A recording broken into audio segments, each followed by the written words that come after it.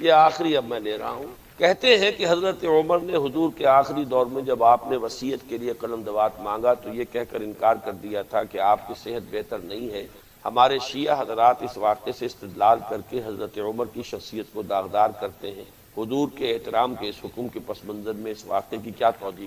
اصل میں سب سے پہلے تو یہ کہ اس روایت کا کیا پایا ہے۔ اس میں ظاہر بات ہے کہ یہ تو اہل تشیع اور اہل سنت کے مابین جو بڑی جھگڑے کی روایتیں ہیں ان میں سے روایت یہ بھی ہے، قرطاس والی روایت۔ اس کا سند کا درجہ کیا ہے؟ جب تک ان کی پوری تحقیق نہ کر لی جائے گفتگو کا کچھ حاصل نہیں۔ باقی یہ کہ بالفرض ایسا ہوا ہو تو حضرت عمر کے اس فعل کی توجیہ کہ حضور پر بھی جو طبعی کیفیات ہیں وہ وارد ہوتی۔ آخر جب آپ کے جسم مبارک سے خون بہت بہہ گیا تو آپ پر بھی طاری ہوئی، بےہوشی طاری ہوئی تھی کہ نہیں؟ اور بخاری شریف کی روایات سے ثابت ہے کہ حضور کا اثر اس پہلو سے اگر عالم نزا کے وقت تو آپ کی کیفیت ایسی ہو گئی کے بارے میں عمر نے یہ رائے بات میں پھر یہ کہ باقی سب نے بھی اس کو تسلیم کر یہ تو گویا کہ اجماع ہو گیا، ورنہ تو اسی وقت پھٹمل ہو جاتا۔ حضور صلی اللہ علیہ وسلم کے صحابہ جو ہیں وہ ایسے تو نہیں تھے کہ اس قسم کے معاملات کے اندر وہ بات معقول نہ سمجھ تو وہ اس وقت حضرت عمر سے نہ لڑ، لیکن یہ کہ یہ بات تسلیم اگر یہ روایت صحیح ہے۔ باقی میں نہیں جانتا اور میں نے ان چیزوں کو اپنا موضوع نہیں بنا، جن چیزوں سے کہ یہ جھگڑے متعلق ہیں میں تو ان چیزوں کو اپنا موضوع بنائے ہوئے اتفاق ہے۔ ہم چاہتے ہیں بنیاد پر ایک دعوت ہو۔ یہ جھگڑے تو نہ مکے ہیں نہ چکے ہیں، نہ مکیں گے نہ چکیں گے۔ کام اگر کریں گے کہیں کوئی اسلامی ریاست قائم کر لیں گے تو پھر گاڑی آگے ان مسائل میں زیادہ الجھ۔ اب 15ویں صدی میں ہم ہیں۔ اب ایک بات میں کہہ رہا ہوں اور وہ میری ذاتی رائے ہے، گمان اندازہ اس میں مجھ سے اختلاف کرنے کا ہر ایک کو حق ہے۔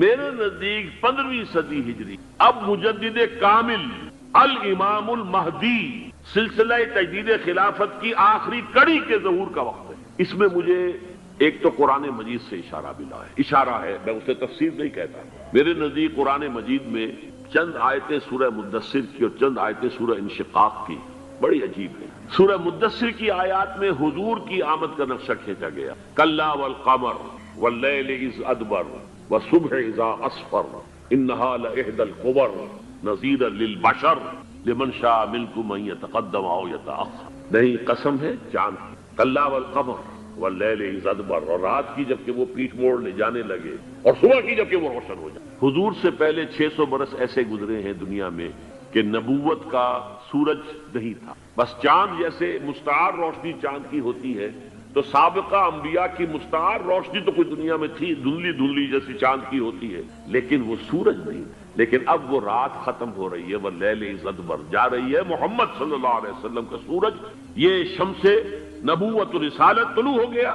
والصبح اذا اسفر انہا لإحدی الکبر، بہت بڑی باتوں میں سے ایک بات ہے جو ہوئی ہے، وہ معمولی واقعہ نہیں ہے، احدی الکبر، یہ تاریخ انسانی کے عظیم ترین واقعات میں سے ہے بعثت محمدی، نذیرا للبشر، پوری نوع انسانی کے لیے نذیر بن کر آئے۔ یہ تو ہے حضور کا معاملہ، لیکن اب جو معاملہ ہونا ہے دوبارہ، اس لیے کہ خلافت علی منہاج النبوت دوبارہ اب قائم ہوگی انشاءاللہ۔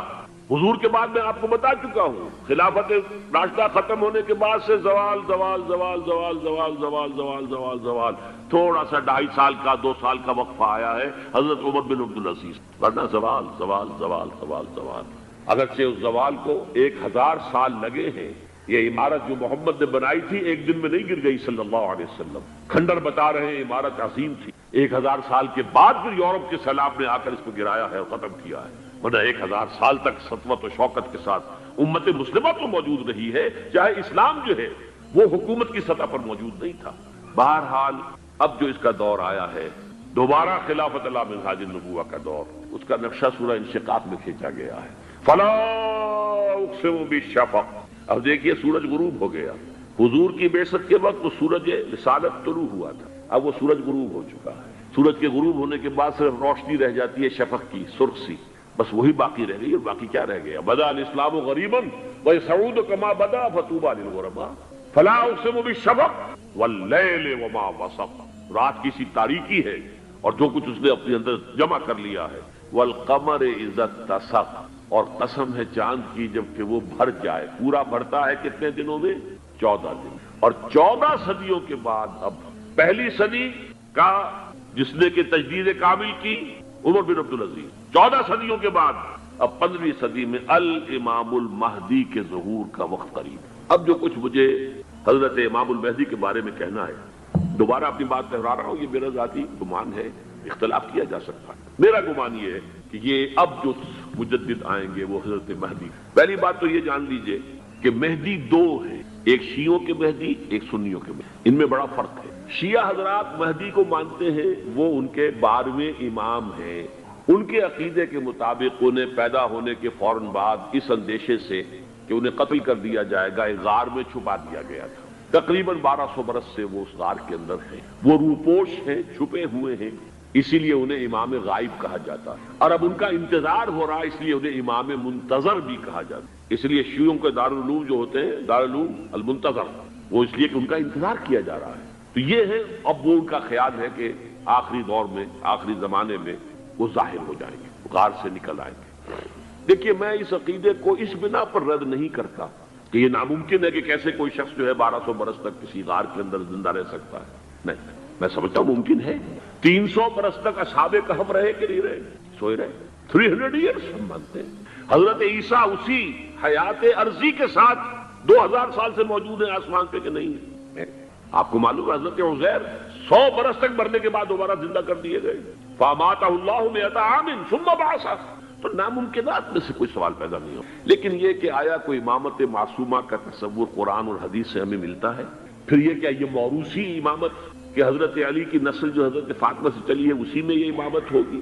اس کے لیے ہمارے پاس کوئی دلیل نہیں ہے، ہم اس کو تسلیم نہیں کرتے۔ ہم تو سمجھتے ہیں کہ معصومیت ختم ہو گئی محمد الرسول اللہ صلی اللہ علیہ وسلم پر، خاتم المعصومین ہے محمد الرسول اللہ۔ اب ان کے بعد تو اجتہاد ہے اور خلافت ہے، عام معاملات میں اجتہاد ہوگا، نظام خلافت کا ہوگا۔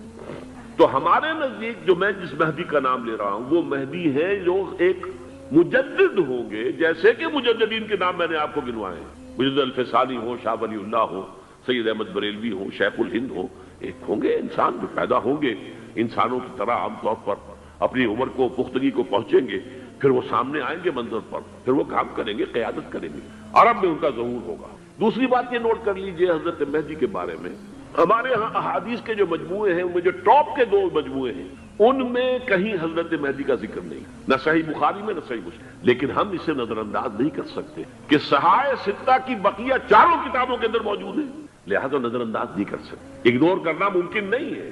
اب اس میں چاہتا ہوں کہ کچھ حدیثیں آپ کو میں سناؤں جن میں حضرت مہدی کا تذکرہ کیا گیا ہے۔ پہلی ہے وعن عبداللہ ابن مسعود قال قال رسول اللہ صلی اللہ علیہ وسلم، حضرت عبداللہ ابن مسعود سے روایت ہے، وہ فرماتے ہیں کہ حضور نے ارشاد فرمایا لا تذهب الدنيا حتى يملك العرب رجل من اہل بیتی، یہ دنیا ختم نہیں ہوگی جب تک کہ عرب پر میرے اہل بیت میں سے ایک شخص کی حکومت قائم نہ ہو۔ اور آپ کو معلوم ہے کہ آج تک عرب پر حضور کے اہل بیت کی کوئی حکومت قائم نہیں ہوئی، اور جب قائم ہوئی بھی تھی حضرت علی کو اگر شمار کیا جائے، اس لیے کہ حضور نے وہ جو مشہور واقعہ ہے کہ ایک چادر میں لے لیا تھا حضرت علی کو اور حضرت فاطمہ اور حضرات حسنین کو، اللہم ہؤلاء اہل بیتی، اے اللہ یہ بھی میرے اہل بیت ہیں، تو حضرت علی کی بھی حکومت منعقد نہیں ہوئی، پورے عالم اسلام پر ان کی حکومت نہیں تھی، اس لیے کہ شام اور مصر دونوں صوبے جو ہیں انہوں نے ان کی اطاعت قبول نہیں کی۔ اس حوالے سے یہ معاملہ ابھی ہونا ہے۔ لا تذهب الدنيا حتى يملك العرب رجل من اہل بیتی یواطئ اسمہ اسمی، اس کا نام وہی ہوگا جو میرا نام ہے، یعنی محمد صلی اللہ علیہ وسلم، اور ان کا نام بھی مہدی کا نام بھی محمد ہو، مہدی تو ان کا لقب ہے۔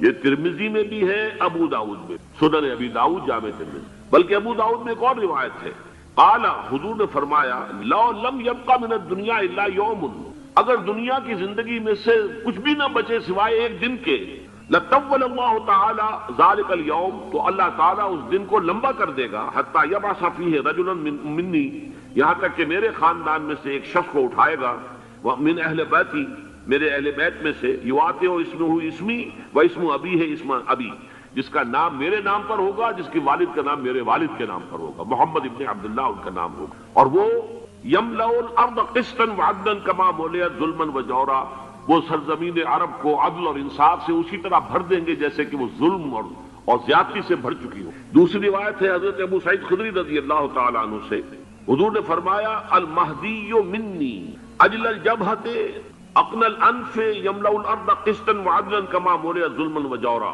یملک 7 سنین، رواہ داؤد، کہ مہدی مجھ میں سے ہوں گے بڑی روشن پیشانی والے اور بڑی کھڑی ناک والے، وہ زمین کو بھر دیں گے انصاف سے اور عدل سے، جیسے کہ وہ ظلم سے بھری ہوئی ہوگی، اور وہ 7 برس تک حکومت کرے۔ عرب میں خالص خلافت علی منہاج النبوہ کا نظام حضرت مہدی کے ہاتھوں قائم ہوگا اور 7 برس تک قائم رہے گا عرب کے اندر۔ اس کا اگلا مرحلہ میں بعد میں بیان کروں گا۔ تیسری روایت، اور اس کو میں اس لیے خاص طور پہ سنا رہا ہوں کہ اس میں وہی الفاظ آئے ہیں جو میں نے ابتدا میں حدیث آپ کو سنائی تھی، اس کے الفاظ ہیں۔ عن ابی سعید قال ذکر رسول اللہ صلی اللہ علیہ وسلم بلاء یصیب هذه الامہ حتی لا یجد الرجل ملجا یلجا الیہ من الظلم۔ حضور نے ذکر فرمایا کہ ایک دور ایسا آئے گا انتہائی ابتلاء اور آزمائش اور مصائب کا کہ کسی شخص کو کوئی سر چھپانے کی جگہ نہیں ملے گی اس ظلم سے اپنے آپ کو بچانے کے لیے۔ فَيَبْعَثُ اللَّهُ رَجُلًا مِنْ عِتْرَتِي وَأَهْلِ بَيْتِي، تو پھر اللہ میرے خاندان میں سے، میرے اہل بیت میں سے اٹھائے گا ایک شخص کو، فَيَمْلَأُ بِهِ الْأَرْضَ قِسْطًا وَعَدْلًا، اور اس کے ذریعے سے اللہ تعالیٰ زمین کو عدل و قسط سے بھر دے گا۔ يَرْضَى عَنْهُ سَاكِنُ السَّمَاءِ، یہ وہی الفاظ آ گئے اب، اس سے پھر راضی ہو جائیں گے آسمانوں میں رہنے والے بھی، وَسَاكِنُ الْأَرْضِ، اور زمین میں رہنے والے بھی۔ لَا تَدَعُ السَّمَاءُ مِنْ قِطَرِهَا شَيْئًا إِلَّا صَبَّتْهُ، آسمان اپنا ایک قطرہ بھی نہیں روکے گا مگر یہ کہ اس کو زمین کے اوپر نثار کر دے گا، بارش کی شکل میں گرا دے گا۔ وَلَا تَدَعُ الْأَرْضُ مِن نَبَاتِهَا شَيْئًا إِلَّا أَخْرَجَتْهُ، اور زمین اپنی پیداوار میں سے کوئی شے نہیں چھپائے گی، نہیں روکے گی مگر کچھ کو ظاہر کر۔ چوتھی حدیث جو ہے وہ حضرت ام سلمہ سے رضی اللہ تعالی عنہ قال سمعت رسول اللہ صلی اللہ علیہ وسلم یقول المہدی من عترتی من اولاد فاطمہ، رواہ ابو داؤد، یہ بھی سنن ابو داؤد کی روایت ہے۔ حضور نے فرمایا مہدی میرے خاندان سے، میرے اہل بیت سے ہوں گے، یعنی اولاد فاطمہ، اور تفسیر اس کی آتی ہے کہ حضرت حسن کی اولاد میں سے۔ پانچویں حدیث میں آپ کو سنا رہا ہوں، اور اس میں ایک عجیب مشابہت آپ کے سامنے آئے گی حضرت عمر بن عبدالعزیز کے ساتھ، یہ اول اور آخری کڑی کے درمیان مشابہت۔ ان علی رضی اللہ تعالی عنہ، یہ حدیث جو ہے مسند احمد ابن حنبل میں بھی ہے اور سنن ابن ماجہ میں بھی ہے۔ قال قال رسول اللہ صلی اللہ علیہ وسلم المہدی منا اہل البیت یصلح اللہ فی لیلۃ، مہدی ہم میں سے ہوں گے، ہمارے اہل بیت میں سے، اور اللہ ایک ہی رات میں ان کی اصلاح کر دے، یعنی وہ پہلے سے کوئی زیادہ روحانی یا دینی کوئی اس سے بڑی شخصیت نہیں ہوں گے، لیکن ایک ہی رات میں اللہ تعالیٰ ان کی سیرت و کردار کے اندر انقلاب عظیم برپا کر دے گا۔ جیسے کہ میں نے عرض کیا تھا آپ سے کہ عمر بن عبدالعزیز کی زندگی میں انقلاب عظیم آیا ہے، خلافت کا بوجھ پڑتے ہی کہاں وہ خوش باش اور خوش لباس اور خوش خوراک، وہ شہزادہ ٹھاٹ باٹ والا، جاگیر والا، گورنر کا بیٹا اور خود گورنر، اور کہاں یہ کہ اس کی وہ درویشی جو میرے نزدیک واللہ عالم، ڈرتے ڈرتے کہہ رہا ہوں، میرے نزدیک وہ حضرت ابو بکر، حضرت عمر اور حضرت علی کی درویشی کو بھی مات دے گئی، لیکن کنٹراسٹ بہت شدید ہے۔ وہاں جو بھی کچھ تھا وہ تدریجاً آیا تھا، ہوتے ہوتے ہوتے ایک انتہا، اور یہاں سڈن آیا۔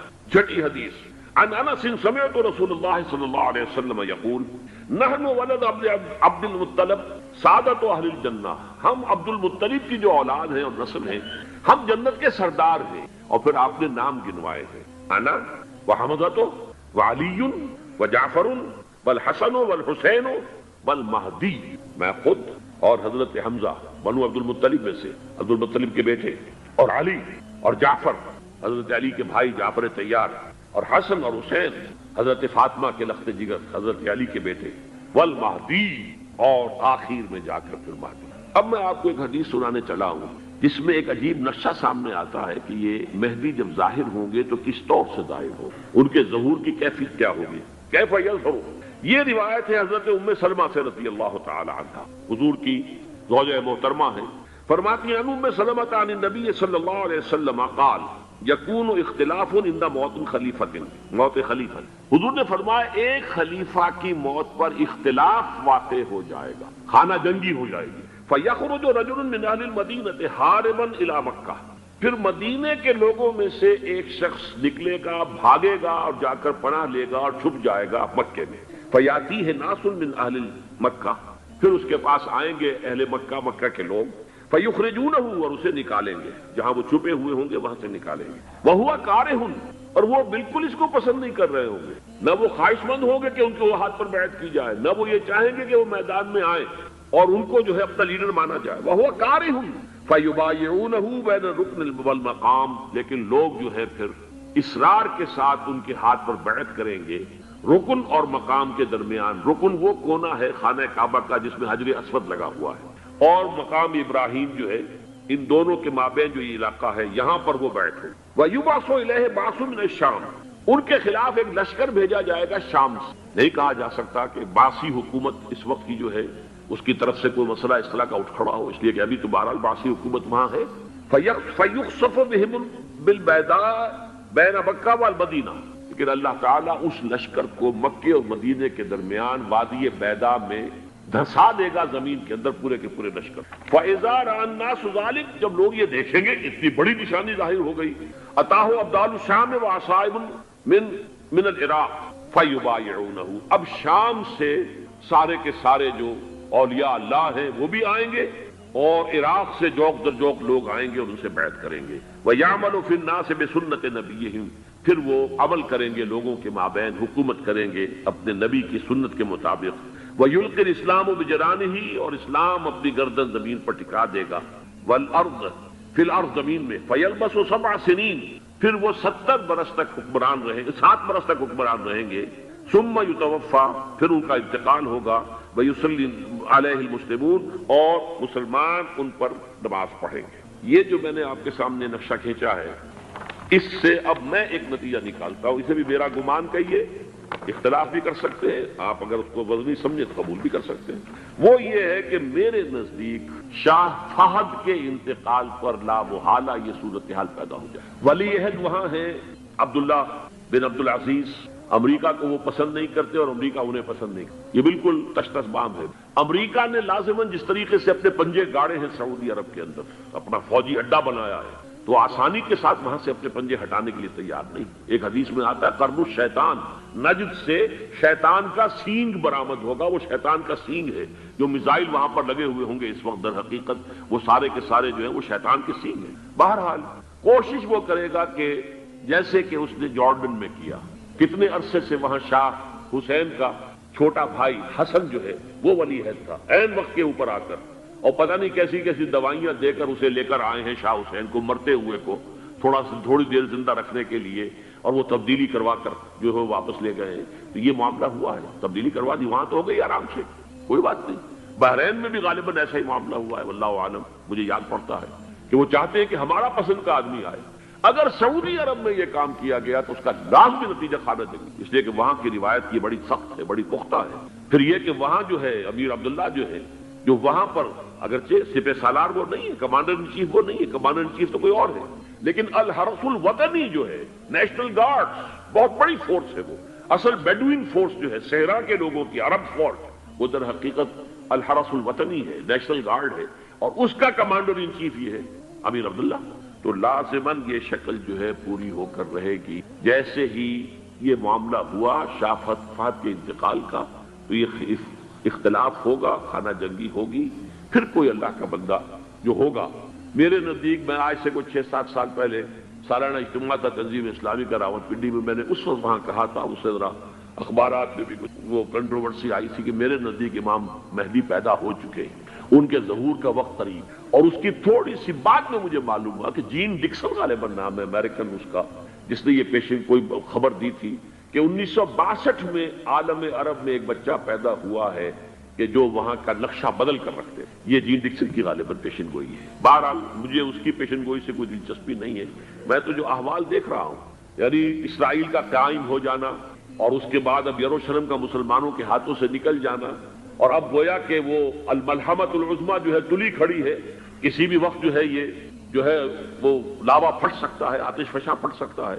تو یہ تمام حالات ایسے ہیں کہ جن کی وجہ سے میں سمجھتا ہوں کہ ایک تو جو قرآن مجید کے اشارات میں نے آپ کو بتائے، 14 صدیاں 14 دن میں چاند کا پورا ہونا، والقمر اذا اتسق، 14 دن میں 14ویں کا چاند۔ اسی طرح اب یہ 14 صدیوں کے بعد یہ صدی جو 15ویں صدی ہے، یہ در حقیقت ظہور امام مہدی کی صدی ہے۔ لیکن یہ کہ امام مہدی کی حکومت قائم کرنے کے لیے کون لوگ آئیں گے؟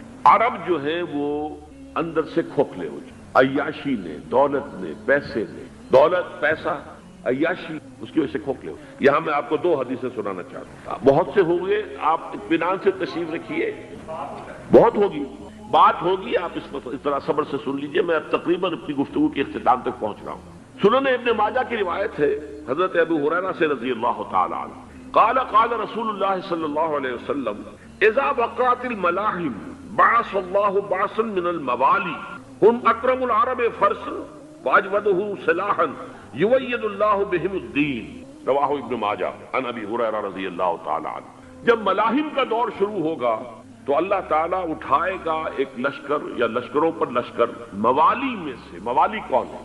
عربوں نے جب فتح کیا تھا اس پورے علاقے کو خلافت راشدہ کے دوران، اور پھر وہ لوگ جو ہے ایک رائے تو یہ تھی کہ انہیں غلام بنایا جائے سارے آبادیوں کو، لیکن یہ کہ حضرت عمر کا اجتہاد تھا، اس کے مطابق جو غلام نہیں بنایا گیا تو وہ موالی کی حیثیت رکھتے۔ عربوں میں دم نہیں ہے، موالی میں سے لشکر اٹھیں گے کہ جو در حقیقت حضرت مہدی کی حکومت کو قائم کریں۔ دوسری حدیث سنیے عن عبداللہ بن الحارث رضی اللہ تعالی عنہ، اور یہ ابن ماجہ کی روایت ہے، قال قال رسول اللہ صلی اللہ علیہ وسلم یخرج ناس من المشرق فیوقعون للمہدی یعنی سلطانی، لشکر نکلیں گے، لوگ آئیں گے مشرق سے اور وہ حضرت مہدی کی حکومت کو جمائیں گے اور قائم کریں گے۔ اب ذرا نوٹ کیجئے کہ جزیرہ نما عرب کے مشرق میں کون سے ملک ہیں؟ 3، ایران، افغانستان، پاکستان، یہ 3 سالڈ مسلم ممالک، مسلم آبادی اکثریت۔ ویسے تو یہ کہ آگے ہندوستان میں 20 کروڑ مسلمان ہیں، لیکن وہ 20 کروڑ جو ہے وہ تو 80 کروڑ کے اندر تحلیل ہو جاتے ہیں غیر مسلموں میں، لیکن یہاں جو معاملہ ہے یہ خالص اکثریت ہے۔ ان میں سے ایران کا معاملہ جہاں تک ہے نمبر 1 یہ کہ وہ شیعہ عقائد کے حصار میں بند ہے، اس سے ادھر ادھر ہونا اس کے لیے ممکن نہیں۔ حدیث میں یہ بھی آتا کہ اصفہان سے 70,000 یہودی دجال کا ساتھ دیں گے، لیکن بہرحال خراسان ایک صوبہ ہے افغانستان کا اس وقت بھی شمال مشرقی کونے میں، مجھے امید ہے وہاں سے خیر کی، کیونکہ خراسان کا لفظ وہاں پہ شامل ہے، اور حضور کی حدیث میں بعد میں آپ کو سناؤں گا کہ خراسان سے فوجیں چلیں گی جو یروشلم کو دوبارہ حاصل کریں گی، فتح کریں گی۔ جیسے پہلے یروشلم کھویا عربوں نے تھا، دوبارہ حاصل کیا تھا کرد نے، کرد خون صلاح الدین ایوبی رحمت اللہ علیہ، ایسے اب پھر عربوں نے کھویا ہے، لیکن لینے والے خراسان سے لشکر آئیں گے۔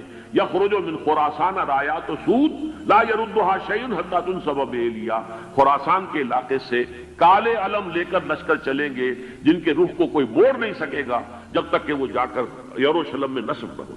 اس کے بعد نام آتا ہے پاکستان کا۔ یہ ہے میری اور آپ کی داستان، اور یہ ہے سبب جس کی وجہ سے کہ میں آپ سے یہ گفتگو کر رہا ہوں۔ اصل میں تو کس لیے؟ محض ایک علمی استفادہ، محض اپنی بعض آراء کو ظاہر کرنے کا شوق نہیں، بلکہ یہ کہ اپنی ذمہ داری ہم پہچانے کہ ہم کس مقام پر کھڑے ہیں۔ دیکھیے اس پاکستان کے بارے میں یا ہندوستان کے بارے میں علامہ اقبال نے کہا تھا اپنے ترانہ ملی میں، میرے عرب کو آئی ٹھنڈی ہوا جہاں سے، میرا وطن وہی ہے، میرا وطن وہی ہے۔ اور مجھے بتایا گیا کہ سنن ابی داؤد میں یہ روایت موجود ہے کہ حضور نے فرمایا کہ ہندوستان کی طرف سے مجھے ٹھنڈی ہوا آتی، اگرچہ مجھے وہ حدیث ابھی نہیں ملی، لیکن حزب التحریر کا ایک کارڈ مجھے ملا تھا، تو اس میں اس حدیث کا اور اس میں ابو داؤد کا روایت کا حوالہ موجود ہے۔ لیکن میں جو چیز آپ کو بتا چکا ہوں وہ یہ کہ الف ثانی کا پورا تجدیدی کارنامہ اس ہندوستان کی سرزمین میں ہوا۔ مجدد الف ثانی شیخ احمد سرندی، شاہ ولی اللہ دہلوی، سید احمد بریلوی، وہ تو ہمارے پاکستان میں آ کر جو ہے ان کا خون جذب ہوا ارض پاکستان میں۔ پھر شیخ الہند مولانا محمود حسن، تحریک خلافت چلی تو صرف ہندوستان میں چلی اور کہیں نہیں چلی۔ آزادی کی تحریک چلی پوری دنیا میں، وہ نیشنلزم کی بنیاد پر چلی، ملے نیشنلزم، عرب نیشنلزم، ترک نیشنلزم۔ ہمارے ہاں چلی تو اسلام کے نام پر پاکستان کا مطلب کیا؟ لا الہ الا اللہ۔ پھر پاکستان قائم ہوا معجزے کے طور پر، بلکہ نازل ہوا ہے لیلۃ القدر میں، انا انزلناہ فی لیلۃ القدر، جیسے قرآن نازل ہوا لیلۃ القدر میں، یہ پاکستان بھی نازل ہوا لیلۃ القدر میں۔ اس کا برقرار رہنا ابھی تک معجزہ ہے۔ ہندو یہ سمجھتا تھا، کانگریس سمجھتی تھی کہ جھٹپٹ ختم ہو جائے گا۔ پھر یہ کہ اس کا قرارداد مقاصد کا پاس ہو جانا، مزید بھی اور اضافی دفعات دستور میں آ جانا، اب کمرشل انٹرسٹ کو ربا قرار دے کر حرام قرار دینا، یہ سارے لینڈ مارکس ہیں کہ جو اشارہ کر رہے ہیں کسی اس کی طرف، معاملہ کدھر جا رہا ہے۔ پھر یہ کہ یہ جو 14ویں صدی کے مجدد تھے شیخ الہند، اس کے بعد سے کچھ ایسی شخصیتیں عظیم پیدا ہوئی ہیں ہند میں جن کو میں سمجھتا ہوں کہ 14ویں صدی کے مجدد اور 15ویں صدی کے مجدد کے درمیان، یہ 15ویں صدی کے مجدد کی راہ کو سیدھا کرنے والے، جیسے کہ حضرت یحییٰ نے کہا تھا میں تو آنے والے کا راستہ سیدھا کر رہا ہوں حضرت عیسیٰ کے لیے، ایسے ہی 15ویں صدی کے لیے امام مہدی کے لیے راستہ صاف کرنے والے سب سے پہلے علامہ اقبال، جنہوں نے اسلام کا تصور دین کی حیثیت سے دوبارہ زندہ کیا ہے، ورنہ اسلام ایک مذہب کی شکل اختیار کر چکا تھا۔ پھر مولانا مودودی، مولانا ابوالکلام آزاد حکومت الہیہ کے نعرے کے ساتھ میدان میں آئے. یہ اقبال نے جو تصور پیش کیا تھا اس پر عملی جدوجہد کے لیے حزب اللہ قائم ہوئی. نوٹ کر لیجئے 11 برس کا فرق ہے عمر کا علامہ اقبال کے اور ابوالکلام کے. اور 1913 میں جب حزب اللہ قائم کی ہے اس وقت علامہ اقبال کی ملی شاعری اپنے عروج کو پہنچ چکی تھی. پھر یہ کہ علامہ اقبال کے بعد تعمیل جو ہے